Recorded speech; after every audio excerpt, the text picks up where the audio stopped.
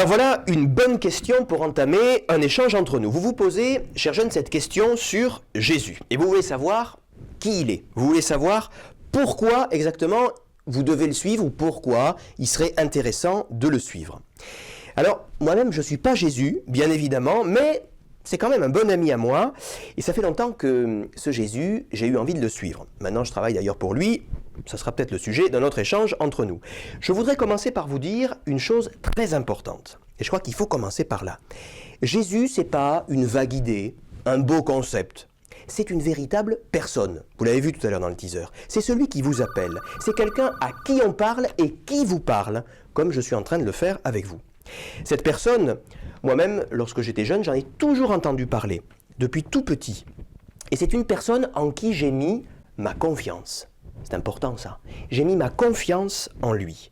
Et vous savez, parce que vous êtes capable de le faire entre vous, c'est difficile de mettre sa confiance dans quelqu'un. C'est difficile et je crois aussi que c'est risqué de mettre sa confiance. Parce que qui dit mettre sa confiance dans quelqu'un, c'est prendre le risque d'être déçu. C'est même prendre le risque d'être trahi. Quelquefois, ça a pu vous arriver.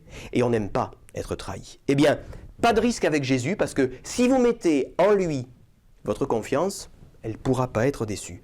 Pourquoi? Pour une raison toute simple. Parce que Jésus, c'est le Fils de Dieu.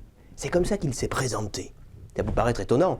Jésus, c'est le Fils de Dieu. Regardez, on sort des fêtes de Noël, on a vu un petit enfant dans la crèche. C'est Dieu qui a voulu et qui a choisi de se faire l'un de nous, qui veut habiter parmi nous. Pourquoi? Pour ne pas rester là-haut tout seul dans son ciel, pour nous révéler, j'allais dire notre vocation, c'est peut-être un gros mot, c'est-à-dire pour révéler la beauté, la grandeur, la dignité de notre humanité. Et je suis sûr que vous avez soif de beauté, de grandeur et de dignité, du respect que nous nous devons à nous-mêmes. Voilà ce que Jésus, le Fils de Dieu, le Christ, vient nous révéler. Alors là, j'ai répondu à la première partie de la question. Qui il est ?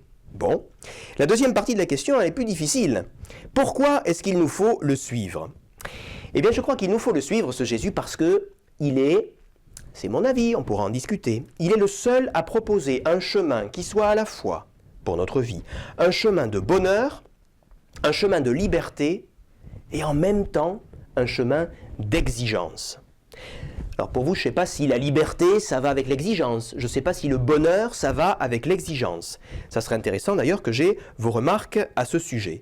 En tout cas, en 2 minutes, je ne peux pas vous convaincre de suivre Jésus, mais ce que je peux vous encourager à faire, c'est à vous mettre à son écoute, vous mettre à l'écoute de Jésus, à être curieux à son sujet. Et pour cela, rien de tel que déjà d'en discuter entre vous, et puis revenez me voir et posez vos questions. On essaiera d'y répondre.